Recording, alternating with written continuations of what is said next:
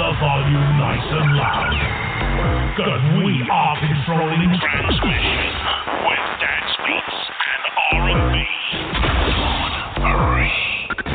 You're in the mix with Lil Drummer Girl with your host, Dawn Marie.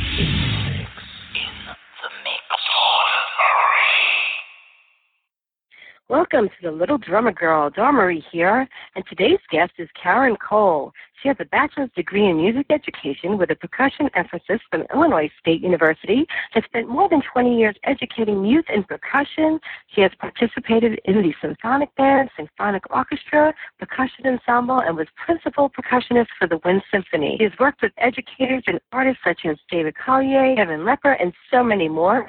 She is the percussion captain head, front ensemble instructor, and writes for the front ensemble book for the Kilties Drum and Bugle Corps in Racine, Wisconsin. So without further ado, let's welcome Karen. Hey, Karen, how's it going today? Are you ready to rock out? Let's rock out. Sounds great. All right. Thank you so much for taking time out to be here today. I know you have a million things on your schedule, so I really appreciate you taking the time. Happy to be here. Awesome. So tell me, is it okay with you, since we only have a limited time today, if we could just jump right in? Are you ready for that? Yeah, let's do it. All right. Awesome. So tell me, I know you've been in the industry for over 20 years now. What was your first instrument that you ever played? Well, I guess technically voice. Every little kid sings every now and then. But if formal training, I would say I started out on the snare and the bell kit, like most beginning percussionists do. And I started kind of early. Our band program at the time started in 4th grade, which is a couple of years earlier than most schools I'm aware of. And from there, it just expanded every year, starting in 5th grade, all the way through college into more and more different percussion instruments. So I spent most of my formal training learning all the variety of percussion instruments, which has really been a lot of fun because you get a lot of variety rather than just playing one. So that's really amazing. I haven't had that much formal training myself. I mean, I studied with drummers who taught, but to a certain degree, and then I stopped with the reading and all that. But I love the fact that I really miss being able to sight read and all that stuff because I just play by ear now. But how young were you? Well, you said you were 9 years. So that's like 9 years old when you're in the 4th grade, around. Yeah, I think it was 9 or 10. Yeah, something like that. Pretty young. It's great that when they start young, because it's like we're sponges, you can just absorb everything, and it's amazing that when you actually have a school that teaches it, that's a beautiful thing too, to have in the schooling. And I know they're trying to get rid of a lot of the arts programs, and I was so against that, but we need art in our lives. Yeah, we do. I'm a little biased, but we do. Absolutely. So, is there anything that inspired you, or some person that might have inspired you to become a musician? I don't know that there was any a specific person, but there was probably a collective of people and experiences that I had when I was growing up. My dad, for a brief amount of time, was a band director himself. I have an uncle who was also a band director. So I went to lots of concerts and parades and performances and that sort of thing. So I was totally immersed in all that. My mom sang in the choir at the church, and just a lot of musical talent and ability in my family on both sides. So I think, I don't know that I had any one inspiration, but it just kind of was part of my life growing up. So it was inevitable. I did well, right. Sure. I hear you. I know my family loved music, and that's the one thing I was grateful that my household, they always played music. So just growing up around all, the Ella Fitzgeralds and, Tony Bennett, and then my sisters who were much older than me, because I was the midlife crisis baby, they weren't expecting, but to hear all this different rock and roll that my brother and sisters grew up with, and so I had this range of music, which I think is really great. To people are how do you know Tony Bennett when I was 20 years old? And I'm well, right, that's awesome. That's so great, though. It's great to have music in the family. So if I always say turn the TV off, put some music on. I think it's more productive. You get more done with the music going. It kind of pumps you up, and it's Otherwise, you never watch TV, and I'm like, I don't know. I don't really feel like doing this. I don't feel like doing that. And pump up some music. I agree with that one. Right? Get going. Right. So tell me, what do you wish you had known before becoming a musician? Anything in particular? Well, I think, growing up with such a musical family, I did know quite a bit about being a musician, more on the education side, just because my dad and my uncle both were band teachers. But I think, as I get older and I try to pursue new things in different areas, I really feel like we kind of have like a winner-take-all kind of model. And I actually read an article just last week by someone named Aaron Gervais, and that was exactly what he called it, was the winner-take-all model, where he says, like in sports or movie stars, it's like anybody who's worth something is making millions, but for every major league player, there's thousands of talented people in the minors that are making pennies, even though they're probably equally as good at what they do. So there's this constant drive, to be better and to be good enough. And, when do you get your break and that sort of thing? And you work hard and you think, gosh, I'm just as good as that guy. But so I think the networking and who you know is definitely way more important than I think I ever would have understood it to be, in my younger days. So. That's a really good point. It is so true. It's like not what you know, it's who you know.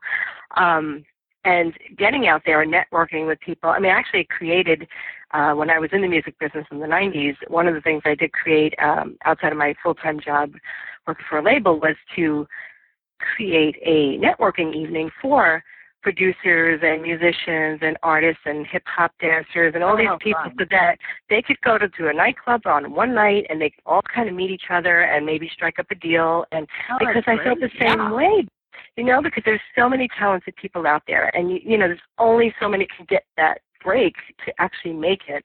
And even if you can't make it to a certain level, the fact that you can still get some work and get paid, right. It's a beautiful thing. So, I like having electricity in my house, yeah. Exactly. We have to eat. I always had the job, even though, I didn't want to be a musician to play, in a band and go on tour. That was not my thing. I lived to play for my own sanity's purpose. It kind of kept me sane.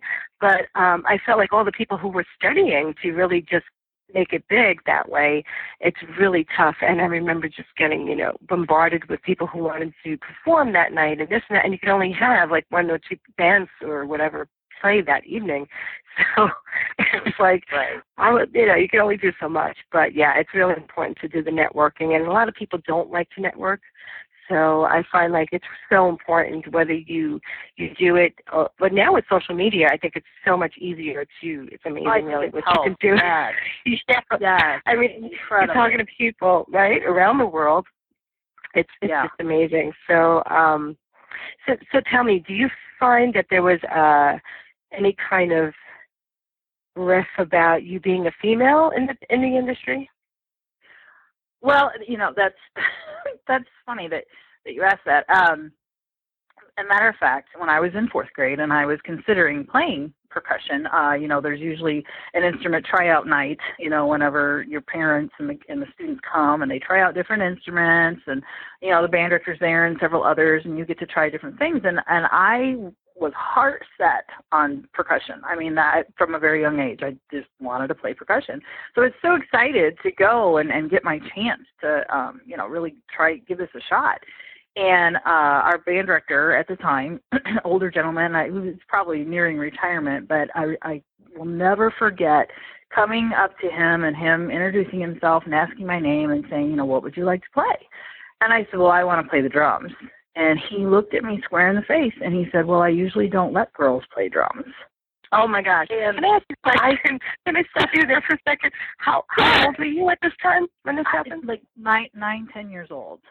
Oh, my gosh. That was my first experience playing, wanting to play. I hadn't even played percussion yet, and I'm already being told that I'm a girl, and so therefore I really can't do that. And that, I mean, I was devastated. I just stood there dumbfounded. And I don't really remember much else what happened. I don't know if my dad might have stepped in and said, well, you know, why don't you give her a shot? I honestly couldn't tell you. But I do know that he finally agreed to make a deal with me, and he said, I'm going to tap out some rhythms, and if you can tap them back to me and do a well enough job, we'll consider letting you play drums. So he tapped out these rhythms, and I played them back to him, and I nailed every single one of them. All right. He didn't have a choice, really, but to let me, you know, go ahead and pursue that. So, but no, there in the beginning, I had male and female students in the 4th grade who were picking on me and telling me only boys play drums. Drums are not for girls. And I don't remember this, but my mother used to tell me that I would come home crying, but she knew that I wanted to do this since I was really, really little. And so she wouldn't let me quit. And thank God she didn't, because I love what I do now. It's amazing. So, yeah. The good news is, though, that like when I go to percussion conventions, I have the entire bathroom to myself. So that's nice. But I have had other. There have been women that have come up. The younger women have come up to me, and I remember one girl. I was shortly out of college. She came up and just started pointing at me and just freaking out, saying, "You, it's you, it's you!" And I thought, "Oh my gosh, this girl's lost her mind. What is she talking about?" She apparently saw me when I went to Illinois State marching in the drum line. I was probably at that time the only girl with a drum strapped to my back. Wow. And she was the drummer at her local high school, and I guess she decided to go to Illinois State because she saw me drumming in the drum line. And wow. I couldn't even tell you what that feels like to, you know, be, you know, an inspiration to someone else to do what you do. So there's good and bad. Absolutely. Yeah. Yeah. That's a great story. I mean, I know the feeling of having people look at you like, yeah, sure, you can drum as a female, because when I first started playing out live, like I'd hang around a local band or something and say, oh, I'm a drummer. And they would look at me like, yeah, sure, lady. Right. Sure, Exactly. girly, yeah. And then I would be like, all right, well, you know what, let me sit on the set and play you a song. You could tell that they just had that arrogant, condescending thing to say, oh, yeah, right. So, and sure enough, you know, I start to play, and they're like, oh. You could see, like, they kind of picked up their instruments, and they started playing, and they really got into it. And then it's like, oh, they kept me up for, like, 3 or 4 songs, and they're like, oh, not so bad. Okay, that worked. Yeah. And you know what the good news is? I think that's changing, basing on the schools that I work with and stuff. I'm seeing more and more girls and women and, you know, being introduced to this, and I think that's great, you know, so. Absolutely. I think, well, I know as a growing up, I mean, I was playing parts in my head when I was 3 years old, but I didn't know that you could be a drummer growing up because I didn't have any reference to any female drummers until, I'd say, the Go-Go's came out, where I saw, you know, them playing the first time, and I was like, oh my God, I'm not going crazy. Right. After that, I started to, you know, that's when I really started to think about how do I get into it, how do I find, because I didn't know any drummers per se, and I wasn't around music, live instruments. My cousin played, you know, guitar, but that was about it. And so then, you know, doing the theater, that's how I met the drummer of the orchestra, and that's when he let me, you know, sit on his set in his studio, and he invited me down, and I said, you have to leave the room, you know, because I was just so embarrassed to play in front of anyone. Right. And sure. Exactly, because you don't know, because you just, you know, the first time you're ever getting on a set. And I remember playing some music that I brought with me, and I didn't know he was sitting on the side of the steps to his basement listening to me play for an hour, and came up to me, and he was like, you know, you're going to be a kick-ass drummer. And I was like, really? Are you just saying that to be nice? He goes, no, you just need to have some lessons, this and that. And he really, you know, gave me that inspiration to keep going, because, I mean, I found out later in the years that Karen Carpenter was a drummer as well. Yeah. And I just never saw her play. Yeah. Exactly. Yeah. So I was like, and she was so fragile and feminine that I was very impressed to hear that she played, and I heard she played really well. So that was a good thing. Yeah, and you know, you bring to mind a good point. I don't think when I was in 4th grade trying out for the percussion, I don't think I really thought very much about a girl role model. I just saw those marching drum lines going down the street and whatnot, and just as a little kid thought that is the coolest thing ever, and I still want to do that. And I guess, now that I think about it, now that you brought it up, I don't know that you're right. There really wasn't very many female people to follow, and I guess that just didn't affect me. I just saw something cool and wanted to do it. So. Awesome. I mean, when you say the parades, I actually used to be a batonist in marching parades, and so I started with that. And I think that actually gave me a lot of the hand coordination because, flinging batons up and down and having to catch it and stuff like that. So and so that was actually fun, and plus the beat and walking to the beat, what have you. And I think that was really inspirational to that. But so tell me something. What does a typical work week look like for you? Well, it's never the same. I can tell you that. which I kind of like. I kind of like having the switch up of the different activities and things. If you were to look at my current schedule right now, like most of my mornings are free, which I take care of, personal errands or just business things, updating websites and networking or doing some writing and arranging. But usually my afternoons and evenings, those are where I have I'll have classes at different schools, teaching different concepts and whatnot. Evenings are usually rehearsals or concerts, performances of some sort, and then of course your weekends are always filled up with some sort of marching band contest or a winter percussion contest, or there's always somewhere to be on a weekend. And now that I work with the Kilties, I've got the travel to Wisconsin even included in there from down here in Indianapolis. So I keep pretty busy. There's a lot of travel time. I've put a lot of miles on my car as of late, which I'm not that excited about, but it's good time, to just get out and see different folks, do different things, perform, and even when my kids perform, I feel like I'm performing. So yeah, it's pretty busy, and it changes almost daily all the time. And if you were asking me in 6 months what a daily schedule looks like, it may be completely different from what I've just described. So you mentioned that your kids play, so they also play? Well, I call them my kids. They're all my students. Oh, your students. Okay, I thought you right. And I get that question a lot. People think biological kids. I'm like, no, I don't have biological kids, but I have thousands of my kids. All of them. And the best part is I get to let them go home at night. Right, they don't follow me home. So awesome. So tell me, what do you feel is like the most challenging part of what you do? Oh, let's see. Most challenging part. Well, I think the biggest thing, I feel like I'm in the throes of teaching after 20 years, that I do that pretty well. I don't worry about that too much. I've been with some great programs. I really feel like I've accomplished a lot on that end. I think the hardest thing that I do is probably convincing others who maybe aren't in the arts or maybe have no art backgrounds that what I and my colleagues do is important.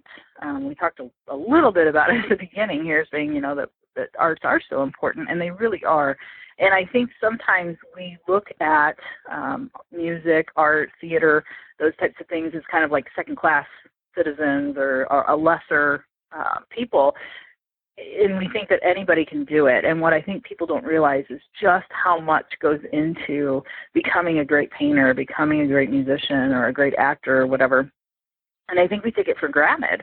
I mean, if you imagine, there were no actors and we don't have theater anywhere and nobody's learning how to do this craft, there'd be no movies for us to go watch. There'd be no TV shows. There'd be, or having a soundtrack for a movie. Imagine a movie. No movie has a soundtrack, or no restaurant has ambient music being played in the background. Or, how do you start a dance? There's no music for a dance, So, I mean, it sounds silly to say it, but it's so true. When you take it for granted, it's exactly true. Absolutely. When you walk through the park, you hang a painting on a wall, you just think, oh, well, it's just a painting. Well, yeah, somebody had to learn how to do that to bring that to you and to let you appreciate what you're seeing or listening to or whatever. And so I think that's the hardest thing, especially working in the schools, because like we said, we cut back so much in the arts with funding and whatnot, and it's really hard to convince principals and and others, why it's so important to keep these activities. Well, I have to give you a lot of kudos, Karen, for pushing it and being an advocate for that, because we need more people like you out there that are continually pushing to get them into the schools and to keep these programs alive so that, the kids can do these other great things. And I feel that music, even if you don't play it to earn a living, but just being able to play an instrument, it's such a way to get away from the reality world of all the stress and all the crap that we deal with day to day, and you lose yourself. And whether you're painting or you're doing illustrations, any kind of artwork, you get lost and time flies, and you're lucky. Like, how did 5 hours just go by? And it's because you love this passion, and you just feel so much better when it's over. It's like it's healthy. It's therapy. It really is. It really, really is. And I could see why they used to do a lot of that therapy with a lot of different people who had a lot of different psychoses. They would do these different artwork and different therapies because it is a way to transform the brain, really, and get out of our crapola mind that's just like that negative record that sometimes can keep playing or whatever it is. And and plus, I think when you can accomplish something like that, even if you just play, 3 notes of something, it's really that feeling like, wow, I did it. You feel accomplishment. Yeah. You feel that sense of accomplishment. It goes beyond just the music thing. There's the whole, just like athletics, there's the teamwork thing, there's the reaching a goal, there's the, planning ahead. There's so much more beyond just playing notes and rhythms, and I think that's important for people to realize. Absolutely. And I think, it's a great way, I think, to keep kids off of drugs too and things like that, because it does create the dopamine effect, and so you really feel elevated where they don't have to go out and drink and party or whatever to get that feeling, because they can do it through their music. Yeah. And I know in a lot of groups, especially school groups, it's like a family. So there's somebody holding them accountable too, so that if they were to get pulled or away from, maybe into something that's not so great for them, there's usually several other kids, parents, they're all looking out for each other. It's a really great community. That's important. Yeah, you don't see much of that around anymore because everyone is all into their own worlds, and, everyone's so busy they don't have the time, but to see that there's still that kind of community, that's amazing. Yeah, it's really great. So can you list a couple of opportunities to, say, making a career as a musician today? Yeah, we all know of the professional musicians, who play an instrument and they make records or do concerts and that sort of thing. I think that's pretty obvious. But there's some others too. Like we just talked a little bit about music therapy. That's actually a growing field. We're getting so much more research now on the mental and emotional effects of music, and both listening to it and performing it. So music therapy is a growing field to go into. There's also, of course, teachers who have to teach so that there are professional musicians like myself. Audio engineering is another area, especially in this era of technology now with all podcasts and everything else you find online. Somebody's got to be able to hear the best way to piece things together and to mix and blend and that sort of thing. So audio engineering is another one too. Or maybe you don't play an instrument, but it certainly requires your ears, and you have to have a good sense of what a good quality sound would sound like to make that happen. And then, of course, there's more indirect things like, music stores. There's people that work in music stores. There's also plenty of groups that need to travel and go to the Rose Bowl parades and whatnot. And there's tour managers and whatnot that put those packages together and stuff too. So there's a lot of direct fields and even some indirect fields to get involved with. I love that. That's a really great list. There's so many different jobs right there, and I know that they're highly coveted, but I feel like if you push hard enough, and as we mentioned earlier with the networking, that you really can find your dream job, especially when you get to talk to people. And I always say, let everybody know what you're looking for, because you don't know who knows what. And that 60% separation thing. You're right. So you have to just say, it could be the person at the grocery store when you're picking up, I want to be this, or I want to do that. Yeah. And they say, my sister happens to have a Dan's mother. Right. Exactly. That's so true. That's so true. So you just never know when that opportunity is going to come by. I remember when I was, like, I just started playing, and I literally, like, just bought my first kit. And I was working for Sony Music at the time, and this girl that I worked with, she was like, "Oh, you want to come out? I'm going to meet Joe Walsh." And I'm like Joe Walsh from the Eagles.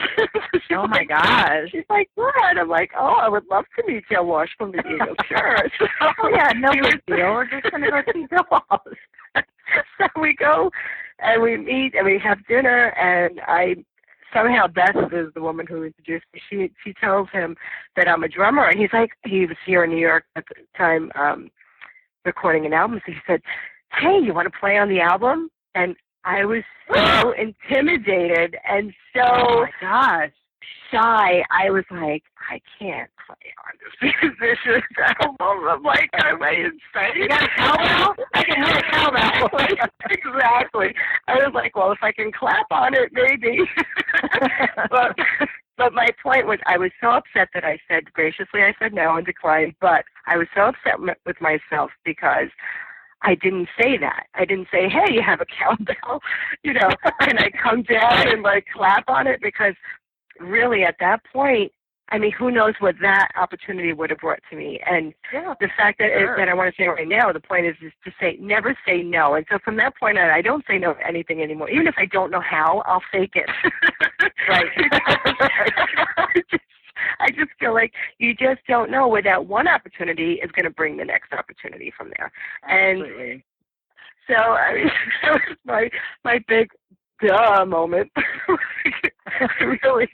So don't ever do that again. If someone said, "You hear that person clapping? That's me on that record." Exactly. And I was a good whistler, so I could have whistled something. So I would found something to do that day. But I was thinking to call him, actually, to try to get an interview with him, because I thought, why not? What's the worst that can happen? There you go. That's right. He could say no, and that's it. No big deal. So what would you say some of the skills that you might need to have in your current role? Well, I know that, having a music education degree certainly is helpful, although it's not necessarily a requirement for what I do, going around to different schools and helping with the percussion programs and that sort of thing. There are plenty of people that have gotten some great education by marching in drum corps or winter lines.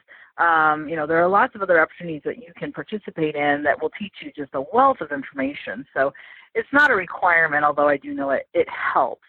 But some of the other things that just come with you, the person, that you can't necessarily take a class in, like, creativity is a big part of what we do.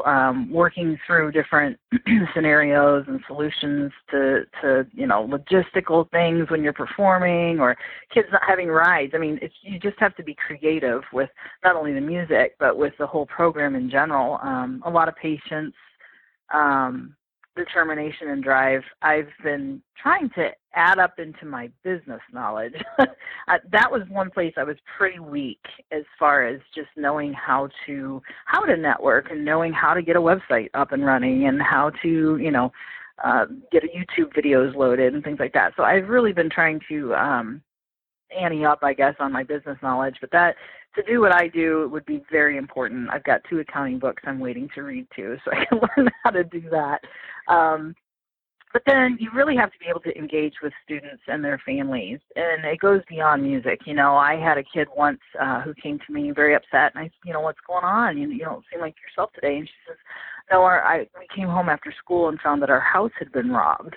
And I thought, "Oh my gosh, this poor kid, she and her sister, her parents, who knows what they lost in this whole episode." But you get to know that about students and where they're coming from and whatnot, and it just helps create that family atmosphere again and that bond. And kids are willing to do more and want to learn from you when they feel like you care about them. So you really do have to be able to engage with your students and be compassionate, be concerned for them and their families. I hear you. It reminds me, when you're talking about this, is that movie with Michelle Pfeiffer. I can't think of what it's called, when she was a teacher in in the Yeah. school where it was a little bit on the rough side, and how she really Right. got them to trust her, and and it's really true because I know I've had so many different teachers, but those few teachers that really stood out that I feel definitely impacted my life in one way or another.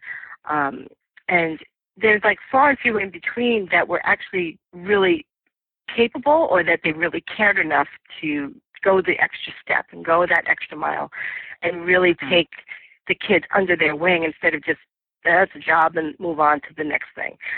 Right. So to know that you have that compassion, and I think that's really amazing. So how do you motivate the kids sometimes to do things that they don't necessarily want to do? Because I know teenagers can be a little bit, I hate to say it, but or on the lazy side. But or not motivated. How do you have different motivational levels? They give them prizes or gifts or some kind of. The one thing that you have to start, first of all, you have to build up a rapport with them, and that again is just getting engaged with them and their families, learning more about them. Asking how their day went. Whatever. That's usually the beginning stages because they don't know who you are. They don't know you from Adam, and so you build up that trust, that relationship. But I find the most successful ways to get them motivated is if I can be sillier and goofier and more outrageous than they can. Then they feel like, okay, if Miss Cole can act like this, then I guess I can do it. And it tends to work. I mean, my kids know that I can just be the most ridiculous, crazy, out there person. I love it. And I love doing it. It makes me feel like a kid. I guess it's what keeps me young, But if you can make them laugh, then they're having fun, and then they want to do something. They want to come back to rehearsal because it was fun last time when Miss Cole said this or did that, or so I think that helps too. You just have to be almost over the top to, get them to buy in to what it is you're trying to do. Cool. So what would you say is the most rewarding part of what you do? It's the kids, by far. By far. That's all I can say is just seeing them progress and grow, not only as musicians, but just, the life skills that you learn, like we talked about earlier with the teamwork and setting goals and really giving everything you're trying, and they find out, hey, I really can do this, and these people, like I said, become your family. I just talked with a former student of mine. I knew him from the 6th grade. He is now through college, graduated, and has a baby of his own, and he wants to get together so I can meet his little Sam that just was born about a month ago. So it's just incredible to watch these people grow up, and they're always my kids. They're 20 and 30 years old, and they're still my kids. So that is just the best part. It's just seeing the kids, grow and learn and develop, and that's awesome. Yeah, I love that.